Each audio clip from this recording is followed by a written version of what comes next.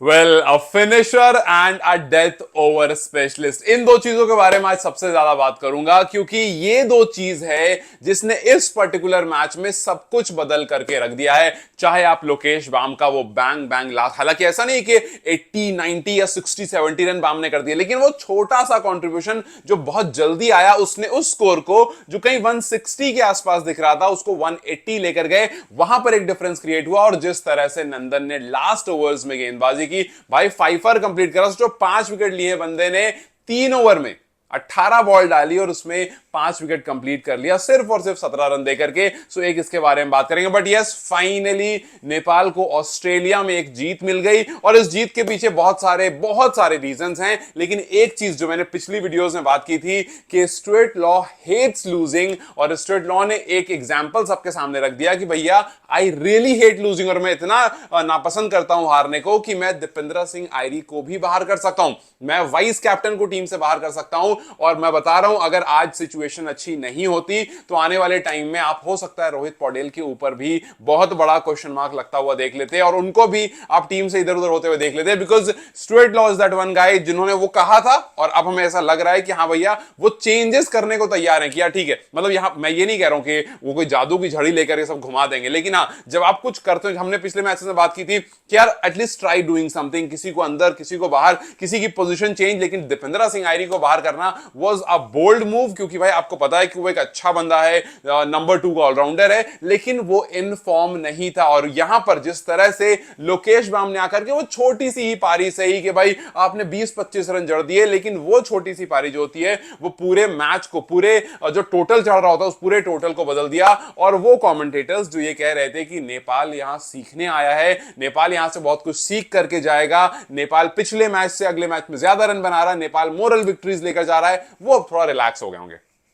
कि भैया नहीं, हाँ आई नो के एक नई कंडीशन है, पहली बार खेल रहा था। मैंने पिछले वाली वीडियो में इस बारे में बात की थी कि यार देखो हम सबको पता है कि हम किसी को भी हारना पसंद नहीं है, लेकिन थोड़ा स्ट्रगल तो है, नई कंडीशन तो है, और नई कंडीशन में नेपाल स्ट्रगल कर रहा है और ऑस्ट्रेलिया में यूजुअली आकर के एसोसिएट नेशंस नहीं खेलते हैं, तो एक बड़ा चैलेंज है, एडजस्ट होने में थोड़ा टाइम लगेगा। यस, वो थोड़ा टाइम लगा और आज आप सिर्फ जीते नहीं हो, आज आप एक बड़ी मार्जिन से जीतो, आज एक dominating victory after 3 consecutive losses, आपको एक डोमिनेटिंग विक्ट्री मिली है जो कि 66 रन से आई है। And this pretty much shows के आपने एडजस्टमेंट शुरू की, आपने दीपेंद्र सिंह आयरी को बाहर किया, आपने लोकेश बाम को एंटर किया। हालांकि अब मैं बैटिंग को लेकर के बात करूंगा, कि बहुत लोग सोच रहे होंगे कि यार आज ना बैटिंग बहुत सॉर्टेड हुई है, बट मेरा वर्जन थोड़ा अलग है और आप प्लीज मुझे अपना वर्जन जरूर बताना, बिकॉज मेरा वर्जन ये कि बैटिंग कुछ बहुत अलग नहीं हुई है, आज भी बैटिंग वही हुई है जो रोज हो रही थी। आज एक तो डेथ ओवर में कुछ अच्छी गेंदबाजी हुई, आज लास्ट के ओवर में फिनिश अच्छा मिला टीम को, and bowling her all together मुझे लगता है बॉलिंग अच्छी हुई, बट बैटिंग में जो मेन काम हुआ वो लास्ट के 5 ओवर्स में, वरना उसके अलावा आप देखो एक बार बैटिंग की तरफ आपको ज्यादा डिफरेंस नहीं दिखेगा। आप वही देखोगे, कुशल बुटेल ने अपने हिसाब से जैसे वो यूजुअली खेलते हैं उस तरह से उन्होंने खेला, उन्होंने थोड़ा सा तेज, जैसे आप यूजुअली देखते हो, आज उन्होंने 20 बॉल में 27 रन, थोड़ा तेज खेला और हमेशा वो थोड़ा तेज ही खेलते हैं, ठीक है, आपने वो कर दिया। फिर उसके बाद आपने आसिफ को देखा, आसिफ ने वही अपना टिपिकल 100 के स्ट्राइक रेट से रन बनाने, 29 रन बनाए 28 बॉल में, से उनका वही अपना टिपिकल जो 100 वाला स्ट्राइक रेट वही उन्होंने करा। भीमशर किया है 18 बॉल में 18 रन। सो आज भी रन नहीं बन रहे थे, आज भी वो रनो बॉल ही चल रहा था कि भाई 100 का स्ट्राइक रेट है, कुशल बुटेल ने थोड़े से ज्यादा रन कर दिए और वही चल रहा। 15 ओवर तक इनफैक्ट 120 122 यही था और लग रहा था अगले 5 ओवर में अगर 30-40 रन और बन जाते हैं तो 160 रन तक चला जाएगा। लेकिन सारी कहानी वहां बदली जब लास्ट में आकर के लोकेश बाम ने और थोड़ा सा फिर डबल आने लगे, जब आरिफ थोड़ा सा रन भागने लगे, जब एक आध वाइड चली गई, वाइड में पीछे 3 रन ले लिया। सो ये जब रन वहां पर जब एड ऑन होने शुरू हुए ना कि एक और वाइड गए उसमें सिंगल ले लिया तो 0 बॉल 2 रन हो गए, एक वाइड गए उसमें 3 रन ले लिया तो 0 बॉल 4 रन हो गए। सो ये जो धीरे धीरे ऐड होना शुरू हुआ और आखिरी के ऑलमोस्ट हर ओवर में 10 या उससे ज्यादा रन, 12 रन, 13 रन, 19 रन ऐसे जाने लगे, तब जाकर के उसने ऐड ऑन करा, वरना 15 ओवर में 123 पर 4 थे।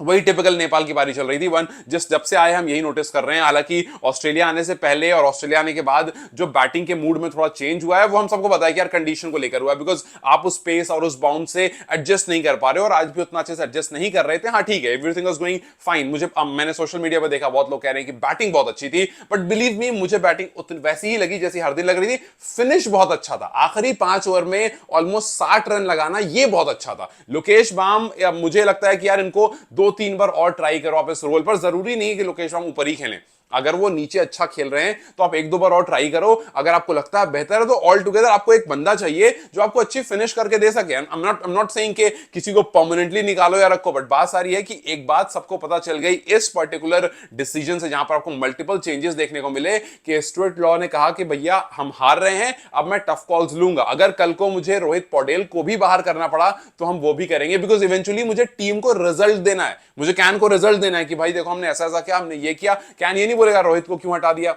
ऑब्वियसली क्वेश्चन हो सकता है कि आपने कप्तान क्यों, आपने वाइस कैप्टन को हटाया ना, वाइस कैप्टन को हटाया, उसकी जगह दूसरा प्लेयर आया, उसने काम किया। सो टफ कॉल्स लेना काफी बार सही होता है। जैसे मैंने आपको कल परसों एग्जांपल दिया था कि बाबर आजम को पाकिस्तान ने बाहर किया, एक टफ कॉल लिया, आपको रिजवान को बाहर किया, एक टफ कॉल लिया, बट अगर उससे रिजल्ट आ गए तो फिर भाई टफ कॉल वो काफी फेवर में हो जाएगा। सो यस, एक टफ कॉल लिया गया और वो टफ कॉल काफी फेवर में रहा। लेकिन वहीं अगर आप बॉलर्स की तरफ देखोगे, आज ऑलमोस्ट सब चीज सही हुई। रोहित ने आते ही फटाक से दूसरी बॉल में विकेट ले ली, लगा कि यार क्या स्टार्ट मिला है। पावर प्ले के अंदर अंदर ऑपोजिशन 3 डाउन हो जाता है और वो भी 5 से नीचे के रन रेट से।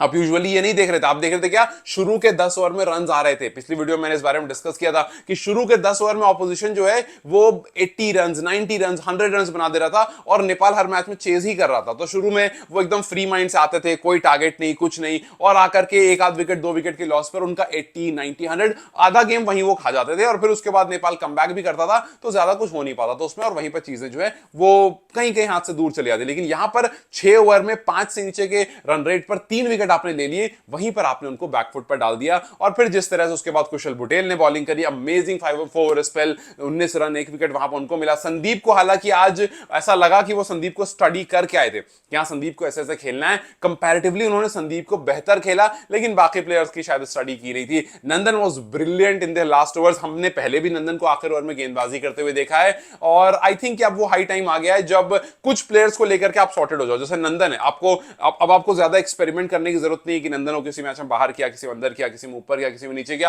नंदन का कुछ ऐसा रोल होना चाहिए कि भाई शुरू में आपने 1 ओवर करा लिया, अगर बहुत ज्यादा पिच से हेल्प मिल रही है तो 2 ओवर करा लिए, और फिर उनको लास्ट के लिए, जैसे बुमराह को देखो, बुमराह को आप देखोगे उनको लास्ट के लिए रख दिया जाता है, चाहे पिच कितना अच्छा क्यों ना हो, चाहे पिच ऐसी क्यों ना हो कि 4 का 4 ओवर निकल जाए। हाँ, वो अलग सी बात है कि आपको पहले ओवर में 1 मिल गई, दूसरे ओवर में 2 विकेट मिल गई, तो आप सोचोगे चलिए, और अगर 2 ओवर में 3 विकेट मिल गई तो एक आध और करा लेते हैं। लेकिन यूजुअली बुमराह को लास्ट के लिए रख लिया जाता है, क्योंकि आपको पता है कि लास्ट में वो कितना खतरनाक हो सकते हैं। Nandan was good with his slower deliveries, आज उनको विकेट्स भी मिली स्लोअर डिलीवरीज पे, सो वो अपनी स्लोअर बॉल को काफी अच्छी तरह से यूज कर रहे हैं, which is very good to see, because जब तक वेरिएशंस नहीं आएंगे तब तक यार आप टी20 क्रिकेट में बहुत कुछ नहीं कर सकते हो। आप कितने अच्छे फास्ट बॉलर्स क्यों ना हो, अगर आपके पास वेरिएशन नहीं है कि भाई आप स्लोअर डाल रहे हो, आप वाइड यॉर्कर डाल रहे हो, आप स्लोअर बाउंसर डाल रहे हो, तब तक आपके जो आर्चरीज है ना, सॉरी,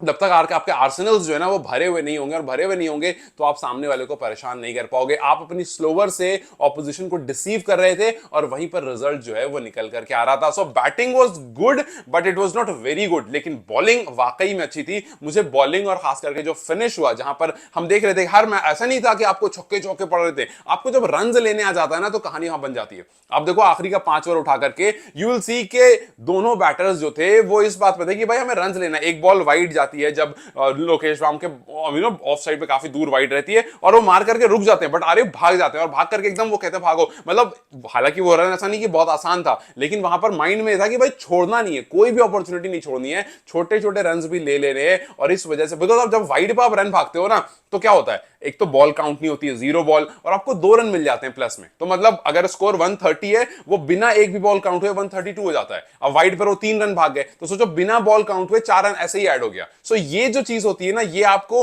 वैसे तो समझ में नहीं आती है, लेकिन जब आप रिजल्ट पर देखते हो तो आपको समझ आता है हाँ यार इस ओवर में 19 रन चले गए, हालांकि बाउंड्रीज नहीं आई फिर भी 19 कैसे चले गए भाई। एक वाइड पर आपने 2 भाग गए, एक वाइड पर आप 4 भाग गए, तो 6 रन तो आपके 0 बॉल पर हो गए। सो ये जो होता है ना, ये प्रेजेंस ऑफ माइंड जो है बैटर्स के लिए काफी क्रूशल होता है। एंड आज हमने देखा कि लास्ट के ओवर्स में अच्छा था, और फिर गेंदबाजी में तो लाइक आई सेड कि it was really really brilliant. जो बहुत अच्छी बात है यार, फाइनली अ विक्ट्री, ये विक्ट्री बहुत बूस्ट करेगी, क्योंकि ऑस्ट्रेलियन कंडीशन में 3 बैक टू बैक हार के बाद यू नीडेड दिस। आपकी टीम को इसकी जरूरत थी, आपके कोच की इसकी जरूरत थी, आपके कैप्टन को, आपके वाइस कैप्टन को, जिन पर बहुत सारे सवाल और अच्छी बात है ना यार, आयरी ने देखा होगा कि हाँ यार मतलब मैं ये काम नहीं कर पा रहा हूं, जो काम लोकेश बाम ने लास्ट में आकर किया मैं वो काम नहीं कर पा रहा हूं, और अगर मैं वो काम नहीं कर पा रहा हूं तो मुझे उसके लिए काम करना पड़ेगा। यही सेम कंडीशन होती थी, ऐसा नहीं कि कुछ अलग आयरी के पास था, यही सेम चीज थी, बट वो स्ट्रगल कर रहे हैं, वो आउट ऑफ फॉर्म है, और आउट ऑफ फॉर्म से इनफॉर्म आने के लिए आपको थोड़ी सी मेहनत ज्यादा करनी होती है। और अगर आपके सामने ऐसा कॉम्पिटिशन खड़ा है कि यार अब तो मुझे जगह मुश्किल मिलेगी, अब तो यार इसको जगह मिली है, इसने रन भी कर दिए, तो ये कंपटीशन आपको और मेहनत करवाता है और फिर आकर के आप दोबारा रन करते हो। So yes, a very bold decision, और वो बोल्ड डिसीजन जो है वो फायदे के लिए रहा और टीम के अच्छे रिजल्ट में आकर के हमारे सामने दिखा। बीच में कुछ कुछ चीजें आई मिस, रीजन बीइंग के आई वाज समवेयर, और मैं जब आ रहा था खास करके पावर प्ले वाला टाइम में मैं मिस कर दिया था। मैं जब वहां से निकला तो एक विकेट थी, जब घर पहुंचा और मुश्किल, तो बारिश बहुत तेज हो रही, तो मुश्किल से मुझे 15-20 मिनट लगे घर पहुंचने में, लेकिन जब तक मैं पहुंचा 3 हो चुकी थी। तो मैंने कहा यार ये क्या हो, तो बढ़िया हो गया, मतलब एक तो 180 स्कोर भी लग गया है और विकेट भी धड़ाधड़ गिर गई। So it was good to see कि आज थोड़ा सा प्रोएक्टिव दिखा नेपाल, आज थोड़ा सा ओवर द टॉप दिखा कि हाँ यार आज हम चढ़ के खेलने वाले हैं। So it was good to see कि आप 3 मैच हारने के बाद फाइनली एक विक्ट्री आई, और ये नहीं लगा जो कमेंटेटर्स कह रहे थे कि यहां से मोरल विक्ट्री लेकर जाएंगे, यहां से सीख कर जाएंगे, यहां से ऐसे होकर जाएंगे, वैसे होकर जाएंगे। ये दिखा दिया कि हाँ सीखा तो हमने, लेकिन हमने उसको इंप्लीमेंट भी किया, और इंप्लीमेंट किया तो रिजल्ट भी निकल करके सामने आया। तो चलो यार फाइनली टेबल में अभी आप इतने ही नीचे नहीं जा रहे हो कि आपको एकदम इग्नोर कर दे। अगली टीम जो होगी वो तैयारी करके आएगी, बिकॉज बड़ी विक्ट्री मिली है, 66 run is a big margin, और इसकी बहुत ज्यादा जरूरत थी टीम को, इसकी बहुत ज्यादा जरूरत थी जो लोग नेपाल को हल्के में ले रहे थे उनको, और तो और उनको जो कह रहे थे नेपाल इस टूर्नामेंट में एक भी मैच नहीं जीतेगा देख लेना उनको भी उसका जवाब आज मिल गया। खैर good match, very good to see the result and good to see Nepal on the positive side. खैर आपको क्या लगता है, बैटिंग वाज गुड या bowling was really good? Do let me know. और मुझे लगता है आज गेंदबाजों को यूज भी अच्छी तरह से किया गया, नंदन को लास्ट के लिए रोक कर रखना was a very wise decision. So आप बताओ अपने हिसाब से क्या बेहतर था, मुझे कमेंट सेक्शन में जरूर बताएं। Till then you guys take care, I will see you very soon, bye.